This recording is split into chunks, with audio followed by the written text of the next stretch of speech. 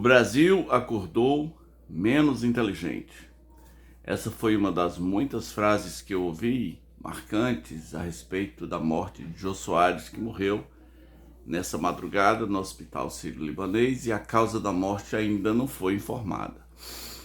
Jô Soares é uma dessas pessoas que dispensa a apresentação como vulto intelectual, como vulto de inteligência. Eu simplesmente posso ligar a câmera aqui e começar a falar de Jô Soares.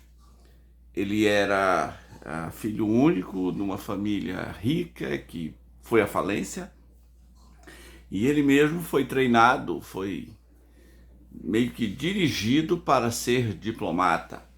Estudou na Suíça, teve uma grande bagagem cultural, mas acabou indo para a linha do jornalismo e do humor. Era certamente uma capacidade ímpar. Jô Soares podia trafegar sobre as várias áreas do conhecimento sem muita dificuldade. Talvez uma das suas vantagens era o seu lado poliglota. Falar várias línguas te dá superpoderes que outras pessoas não têm.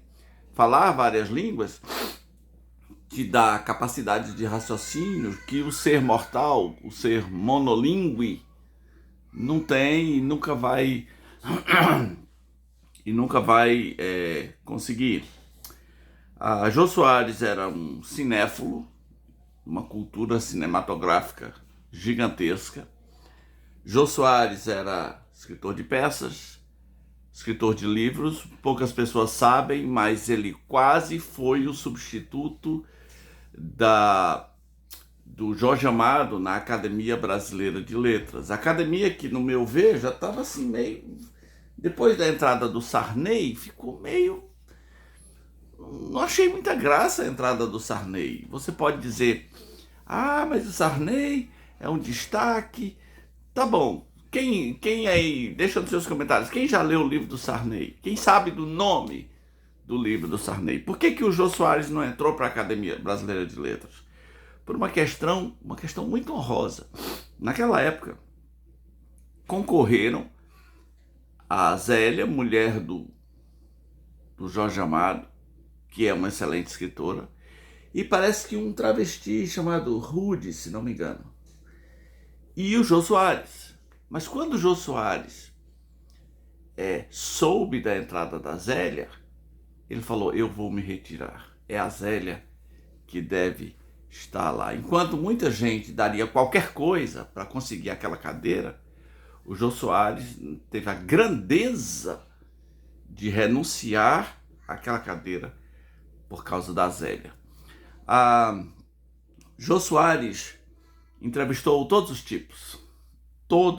São milhares de entrevistas, uns 28, quase 30 anos no ar, fazendo entrevistas todos os dias, que ia de Dom Helder Câmara até um maluco da esquina qualquer, um vereador gago, até o R.R. Soares, por exemplo. Eu me lembro dele perguntar ao R.R. Soares sobre o Ministério de Surdos, e ele perguntou assim, não era melhor curar os surdos? Essa é uma saia justa, né, para o R.R. Soares responder. Jô Soares se apresentava como católico, devoto de Santa Rita de Cássia, na linguagem dele. Sim, tinha lá o seu conhecimento de teologia. Infelizmente, tinha uma teologia muito estranha sobre pecado e perdão. Ele entendia que o pecado existe, o perdão existe para você pecar, o perdão está disponível. Então, se o perdão existe por causa do pecado, então você vai e peca para ser perdoado. E quando ele falava isso, eu pensava, que o pessoal do Comando Vermelho não ouça isso, que o traficante não ouça isso, que o pedófilo não ouça isso, que o estuprador não ouça isso.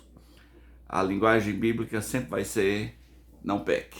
Se pecar, temos um advogado. Mas antes de tudo, a linguagem bíblica é, não peque, não peque. Filhinhos, não pequeis. Jô Soares, que gênio que o Brasil perde. Ele traz para o Brasil essa coisa do talk show, que era uma coisa muito exclusiva dos Estados Unidos, do David Letterman, do Johnny Carson, e ele leva a proposta para o Silvio Santos topou e ele popularizou aqui no Brasil. Acho que o Brasil não sabe mais viver sem esses programas de talk show tarde da noite. Os talk shows estão passando por mudanças.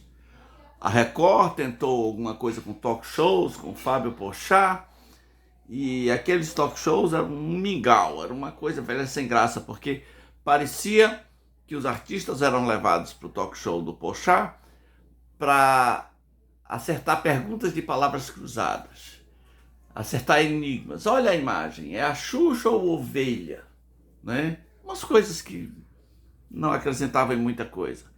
Com o Danilo Gentili, parece que os programas de talk show têm a obrigação do escárnio total, até as últimas consequências, o escárnio vezes 1000. Com o Pedro Bial,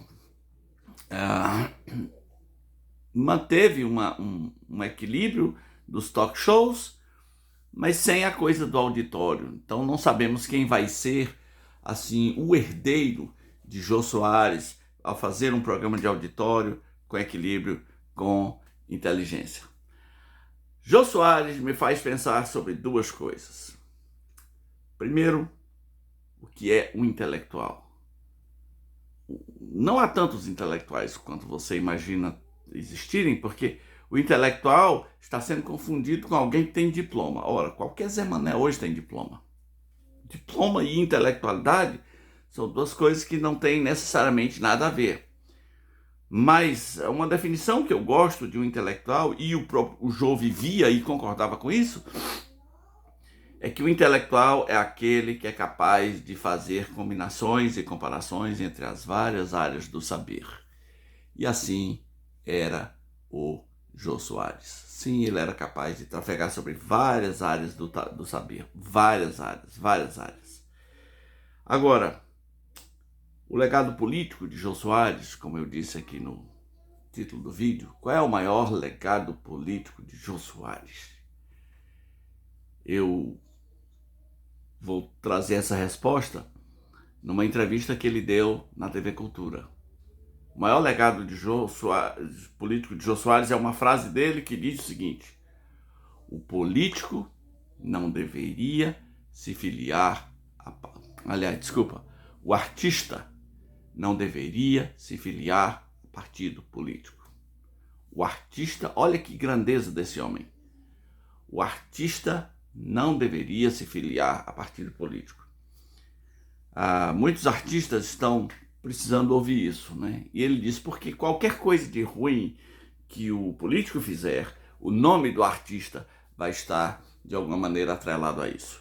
Eu queria estender essa advertência que Jô Soares fez a políticos, eu queria estender a jornalistas. E por excelência, eu queria estender também a pastores. O pastor não deveria se filiar a partido político. E esse foi mais um vídeo do canal Rabi Lopes. Que Deus console a família e os amigos do Jô Soares. E que os seus exemplos bons fiquem, especialmente esse da sede pelo conhecimento, do desejo de aprender novas línguas. Tá bom? Um abraço, fique na paz, se inscreva no canal. Valeu!